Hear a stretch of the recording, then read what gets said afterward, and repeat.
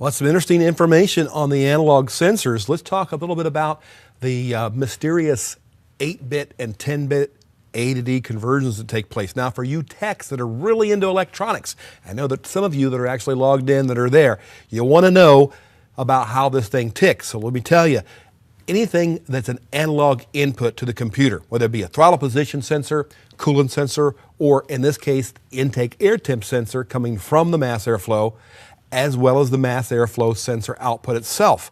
So the blue line, the intake air temp we saw before, and the green line we have here illustrating the mass airflow, in this case, an analog output. So both are analog. Let's say they're both at 2.5 volts, for example. That's going to get changed into a digital signal. Now what does that is an A to D converter, or conversion, analog to digital. And the more lines of data, called 8 bits, in this case, like 8 lanes of transportation going eastbound, 8 lanes going westbound, and so forth, the more traffic you can get. So more information can be transmitted and dealt with an 8-bit converter. This is done with the software, by the way. It's not an actual physical component. We have an A to D converter, which is a digital component in the PCM, but how it operates is via software. So for things that require higher speed updates, but less resolution, we'll use 8-bit, and that gives us 256 different possibilities, from 0 to 256. And let's say 2.5 volts would be right at 128, right in the middle. Those numbers may sound familiar if you remember fuel trim when it was called integrator and block learn years ago. But if we need something more accurate, like mass airflow, it needs to be very accurate. We're using mass airflow on a car with a MAP and mass airflow, primarily for air fuel issues. So determine exactly how much fuel for those injectors to spray.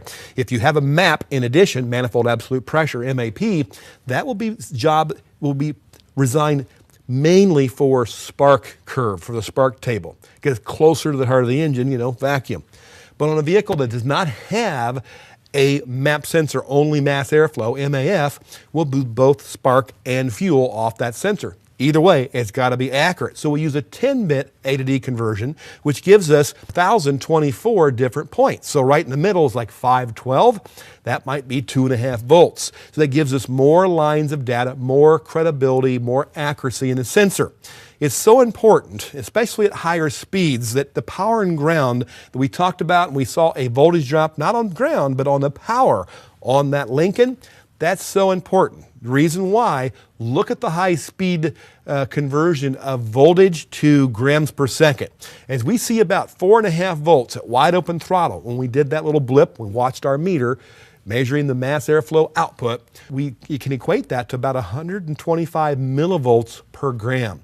So another gram of air can make a difference in how it runs. Whether we can measure that accurately or not, that's about 125 millivolts. At idle, not as much accuracy, 250 millivolts per gram of air. So it's more important we have accuracy at high speeds.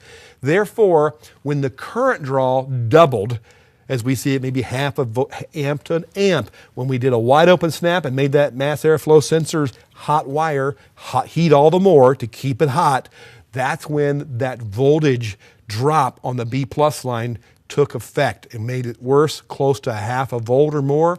And that's enough. It could be a big deal.